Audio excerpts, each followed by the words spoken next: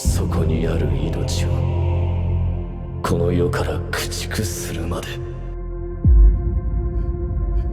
名は進撃の巨人。王家の血を引く者を巨人にして俺が接触すれば始祖の巨人の力を扱える。兵士を怒れ、兵士を叫べ、兵士を戦え。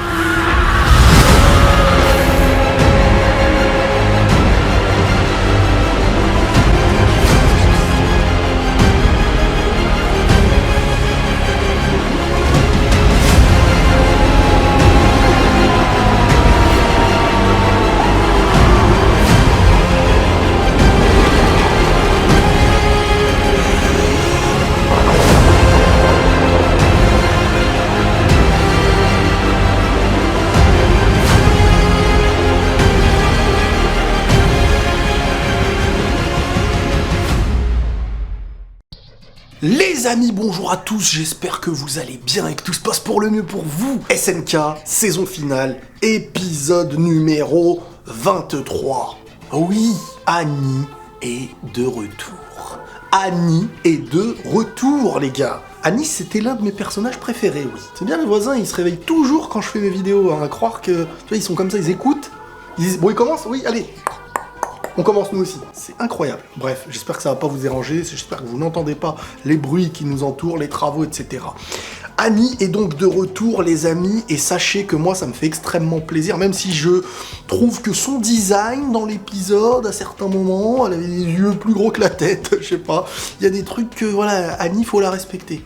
Annie, pourquoi c'est un personnage que j'aime, les gars? Par sa présence, elle dégage alors à la fois une froideur, quelque chose, mais une histoire. Et dans cet épisode-là, on apprend cette histoire qui vient à nous raconter un petit peu le pourquoi du comment. Un petit exemple, parce qu'il va falloir vous rappeler, si je vous le dis pas, vous allez pas le savoir. Vous vous rappelez en saison 1, Annie, à 2 reprises, elle pleure. 2 fois lorsqu'elle pense avoir perdu, lorsqu'elle pense être attrapée, et pourquoi elle pleurait? On voyait un titan verser des larmes. On la voyait à l'intérieur du cristal ou je sais plus où, à l'intérieur de son... Enfin, je me rappelle plus, verser des larmes. Tu te dis, mais il y a quelque chose, il y a une histoire derrière ça. Et on se rend compte, dans cet épisode, en apprenant cette histoire, qu'Annie avait promis à son père, à 2 petits, mais son père, parce que il a fait plus que certains pères, mais on va rentrer plus précisément à l'intérieur de cette histoire qui est intéressante. Bon, Eren a déclenché le grand terrassement, et on est, comme je vous dis, dans les conséquences de l'île de paradis, de comment ça se passe. Il laisse derrière lui un petit bazar, même s'il risque de faire l'un des plus grands bazars à l'extérieur. Alors, Eren, là, bon, il est parti avec son armée, et ce qu'il faut comprendre, c'est qu'à l'intérieur, enfin j'allais dire à l'intérieur des murs, il n'y a plus de murs. C'est là où, à l'intérieur de l'ancien endroit où il y avait des murs, à l'île de paradis, et ben maintenant il y a 2 choses qui ressortent. Il y a 2 idéologies, il y a 2 pensées. Il y a la pensée de ceux qui sont les pro-Jäger, hein, pour Eren, en accord avec ce que Eren a fait. Et à travers les discours, on le voit, il y a ceux qui sont pas contents, donc ceux qui sont contre aussi, et qui disent cette personne a perdu son fils, et combien ont été tués par la chute des murs, tués par Eren. Et t'as ceux qui sont un peu du côté d'Eren, qui viennent dire oui, Eren a pu faucher des membres de son peuple, mais sans son appel aux titans des murs, tous les Eldiens de cette île auraient été exterminés. C'est grâce à ce noble sacrifice que l'Empire Eldien a survécu. On est face aux 2 idéologies, et maintenant face aux 2 idéologies chez nous aussi. Nous qui regardons l'attaque des titans. Dans les commentaires, la dernière fois, vous étiez beaucoup à dire moi je comprends Eren, etc. Mais est-ce que tu comprends Eren si, à travers le sacrifice qu'il fait pour les siens, il te retirait les tiens? C'est ça aussi. Moi je pense qu'à l'intérieur de l'île de paradis, les 2 options se comprennent. C'est-à-dire que on a été sauvés, donc il a sacrifié certains de chez nous, mais pour sauver la globalité de notre île. Mais si dans la globalité de notre île, il ne nous reste plus aucune famille qui a été d'une certaine manière tuée par Eren dans son départ, tu te dis, ok, notre futur est d'une certaine manière protégé, mais mon présent à moi, individuellement, ma petite minorité, bah elle a été détruite, je ne peux pas être content spécialement. Donc ça dépend si t'as été touché par le sacrifice ou pas. Maintenant, si tu n'as pas été touché par le sacrifice et qu'à la fois Eren protège tes arrières, c'est-à-dire que bah, en partant, personne ne va venir t'attaquer, toi et ta famille, donc vous êtes d'une certaine manière les élus, quoi, vous n'avez pas été sacrifiés et d'une certaine façon vous êtes protégés. C'est deux idéologies qui se comprennent, attention. Donc dans les commentaires, je vous ai bien entendu, je vous ai bien lu, beaucoup disaient oui, attends, Eren, on le comprend, bah oui, voilà, allez, on va attaquer le reste du monde et tout, mais tout dépend de ce que toi, ça t'a fait perdre ou pas. Donc là, c'est une pensée individuelle que chacun peut avoir. Après, il y a aussi l'autre question de est-ce que tu es tout plein d'innocents dans le monde et tout ça dépend de tes croyances, là, j'ai envie de dire, ça va jusqu'à là, hein, parce que si... Enfin bref. Donc là, faut savoir que, comme je vous ai évoqué, ces deux idéologies risquent de créer une émeute, chose qu'il n'y a pas eu dans les commentaires, vous avez su bien vous comporter à l'intérieur de l'île du paradis des commentaires. Mais, étant donné que ça risque de créer une émeute, bah, on a eu Hitch qui a vite été chercher bon, de l'armement, il va falloir s'armer, ça risque de partir en cacahuète, quoi, en pistache, même si t'as envie, ça risque de voilà. Et c'est là que j'ai bien aimé la séquence, le visuel, des pas, avec de l'eau, tu vois, il y a des petites traces d'eau, tu te dis, mais... Et ça m'a évoqué beaucoup de choses que j'ai pu voir dans le passé, quand un monstre est passé par là, quand Terminator, quand...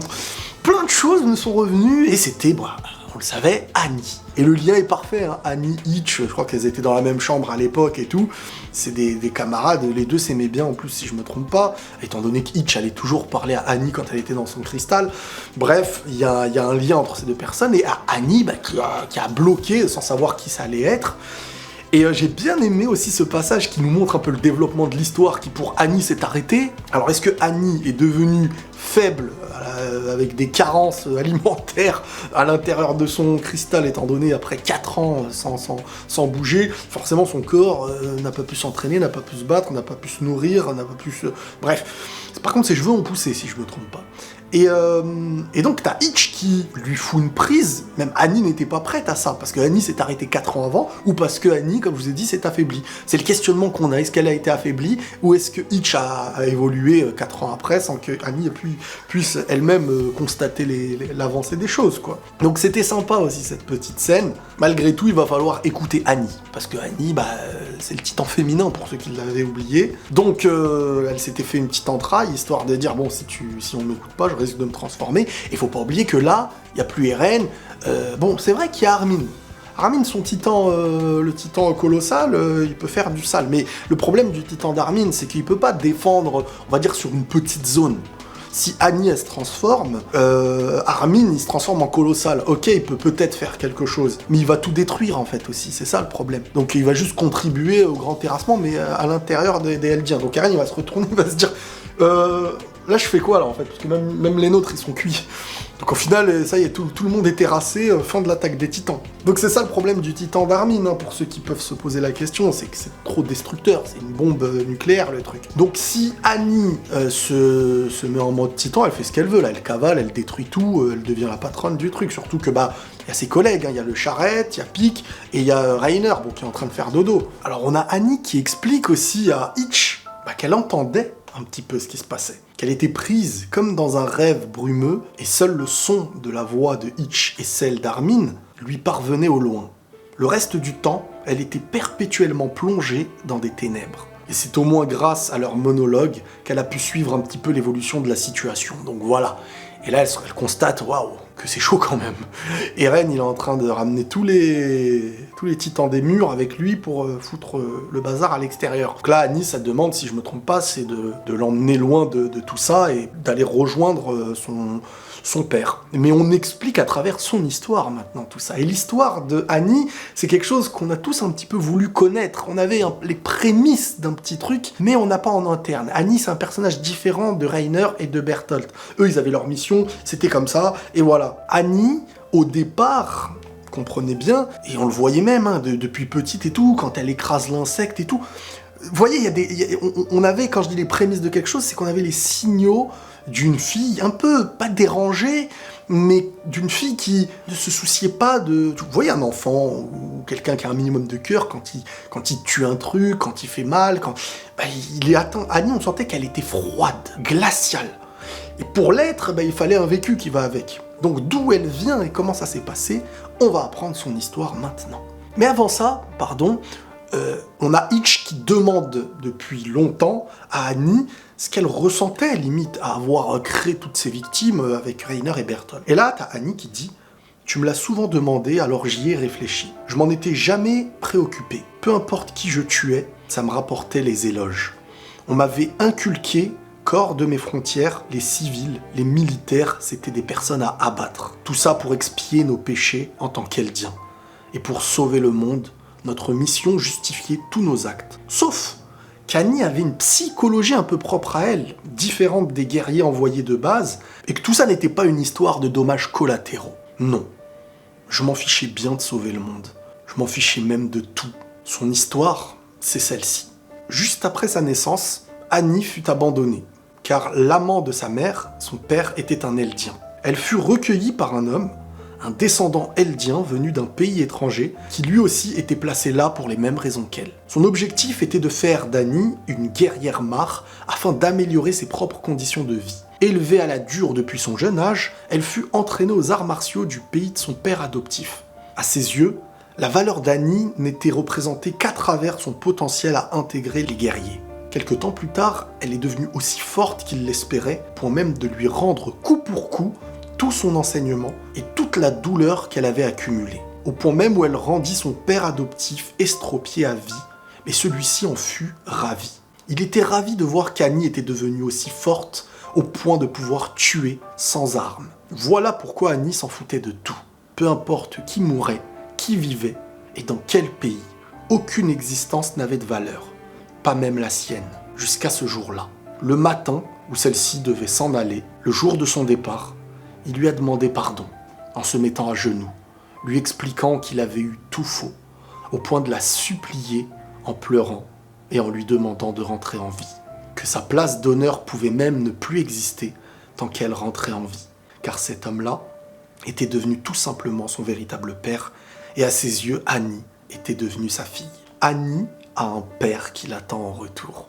Annie lui a promis. Annie a constaté pour la première fois de sa vie un lien parental qu'elle n'avait jamais connu. Et pour ce lien humain qu'elle n'a presque jamais connu et que le seul moment où elle l'a connu, c'était à la fin, au moment des au revoir, avoir à revenir, c'est enfin connaître humainement ce qu'elle n'a jamais connu. Donc là, elle se raccroche à quelque chose auquel elle ne s'était jamais raccrochée dans toute son éducation depuis toute petite. Étant abandonnée à la naissance, recueillie, éduquée à la dure, battue, au point elle a rendu à son père tout ça. Bref, il y a eu un j'ai envie de dire, à la fin. Et là, elle pouvait enfin vivre humainement et ressentir ce qu'un être humain normal est censé ressentir avec un père. Et là, c'était les adieux. Et maintenant, son objectif, sa promesse, c'est de revenir. Elle est attendue par son père et lui l'attend. Elle lui a promis de revenir.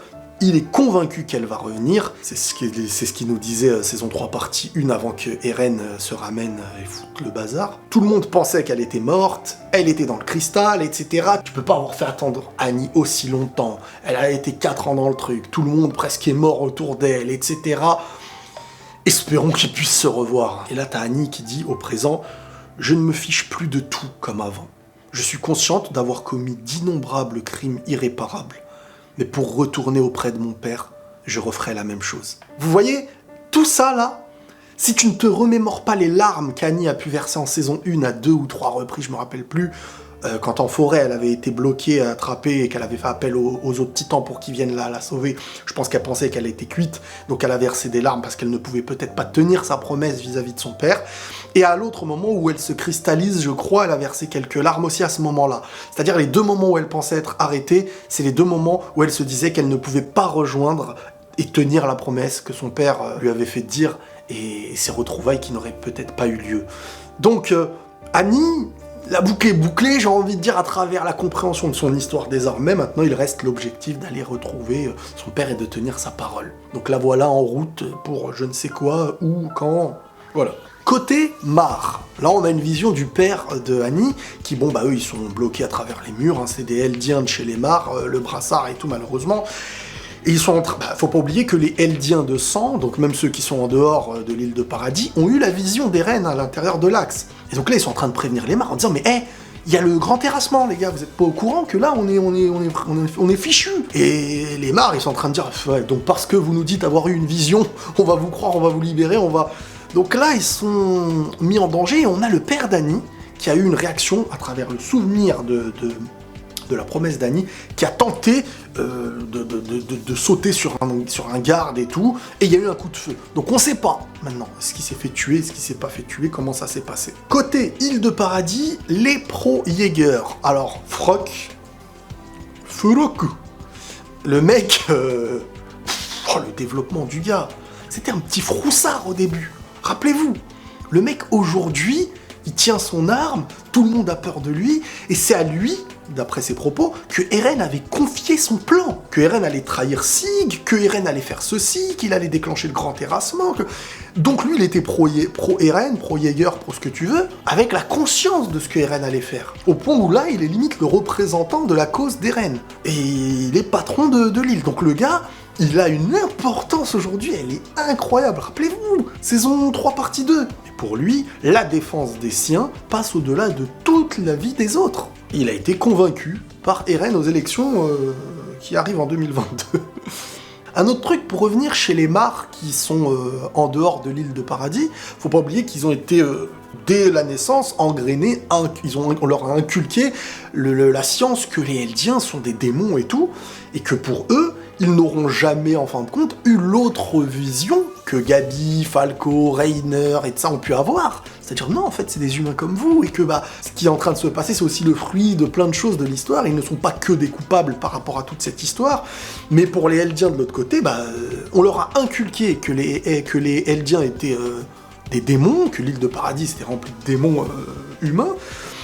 Et là, ils sont en train de voir une vision d'Eren qui veut éradiquer le monde entier. Donc forcément, eux, ils n'ont eu qu'une seule vision. Et là, tout ça vient confirmer leur vision. Bon, on a une belle séquence avec le sergent, commandant, je sais pas quoi, Shadis. J'ai bien aimé parce qu'en fait, ce qui est en train de se passer, c'est que bah, les élèves quoi, de Shadis sont en train d'essayer de le protéger, de lui dire vas-y, enfuis-toi et tout.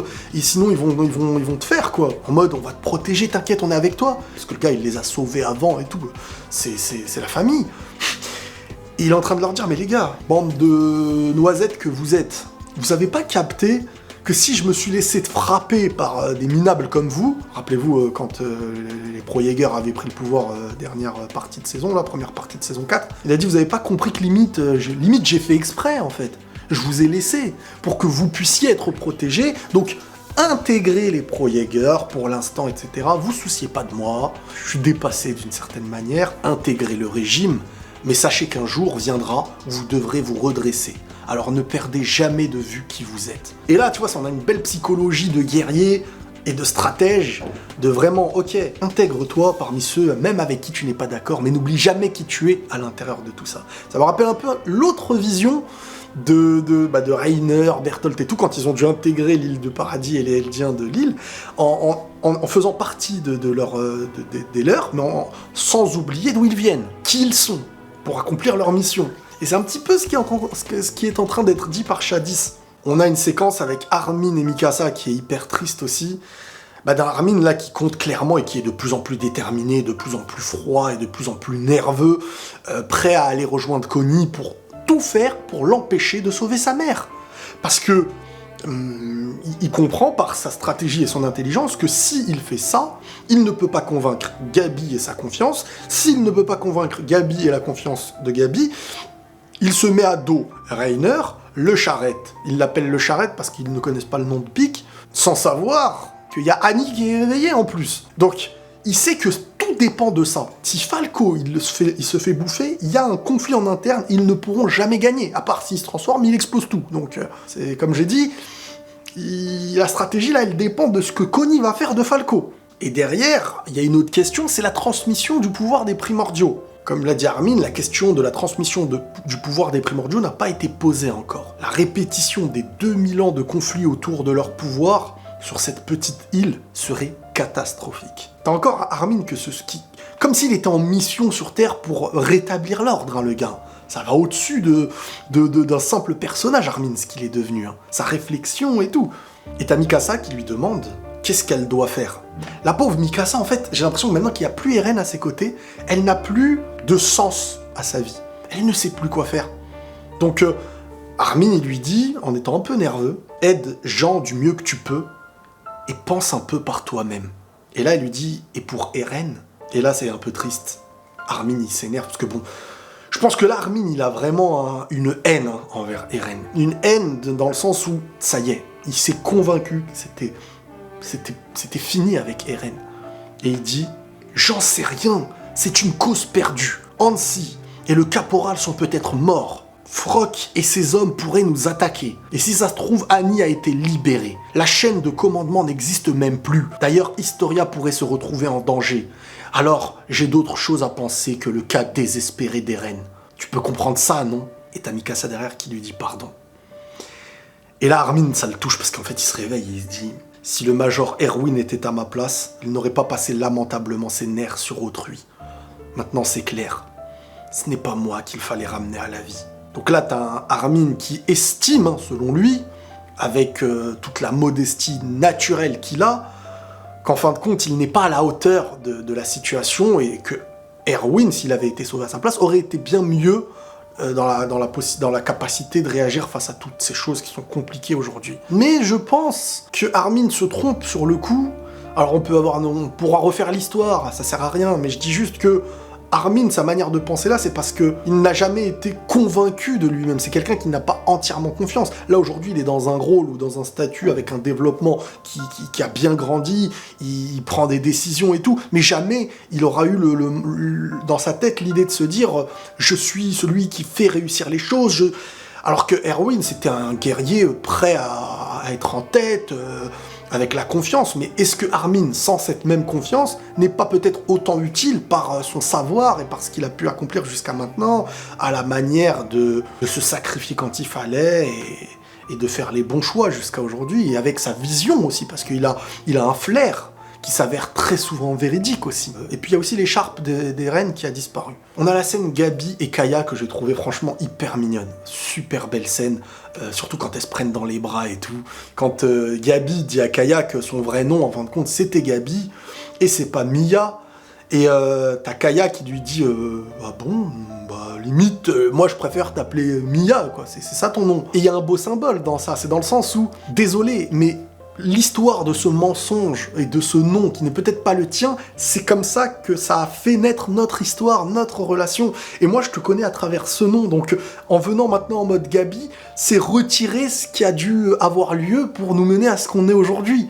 Donc non, pour elle, elle reste Mia. Vous voyez ce que je veux dire? C'est comme si tu grandis jusqu'à 20 ans avec une sœur qui dit je m'appelle Julie, alors qu'en fait son vrai nom, je sais pas, c'était Sophie.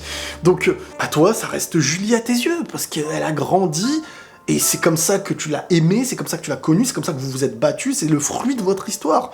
Et donc Kaya, à travers son propos, c'est non, ce nom que tu as menti pour telle ou telle raison, ça reste ce lien qu'on a ensemble.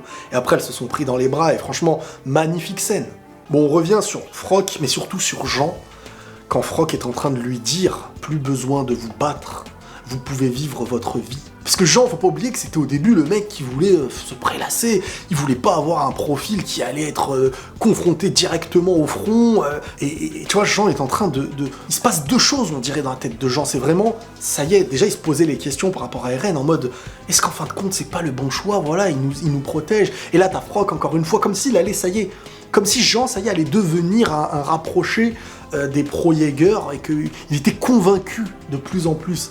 Et qu'en fait, sa sécurité, il la sentait de plus en plus grande grâce à ce qui est en train de se passer du côté d'Eren. C'est un peu comme ça que je l'interprète. Et on a cette scène de fin avec cet instru de l'ending en arrière-plan. Quand ils font ça, je trouve que c'est masterclass. Ça me rappelle la saison 4 partie 1, quand il y avait Gabi et tout, ils étaient tous posés dans leur marché, là, ou dans leur fête. Elle était par terre, elle disait je sens qu'il va se passer de bonnes choses, trucs, machin. Avec la musique du ending en instru derrière. Je trouve que c'est tellement beau de faire ça dans une fin d'épisode. Ça apporte une sensation à la scène, et là la scène c'était Connie qui embarquait le petit Falco qui s'était réveillé mais qui n'avait pas conscience de ce qui se passait, et t'as Connie qui est en train de lui mentir en lui disant bon t'inquiète pas, tu n'as pas conscience des choses, je vais t'emmener à l'hôpital, truc, en gros il veut son bien et tout, et t'as Falco qui, malgré son bon cœur, sa gentillesse, est en train de dire ok c'est gentil, merci et tout, mais qui a un doute et qui est en train de se dire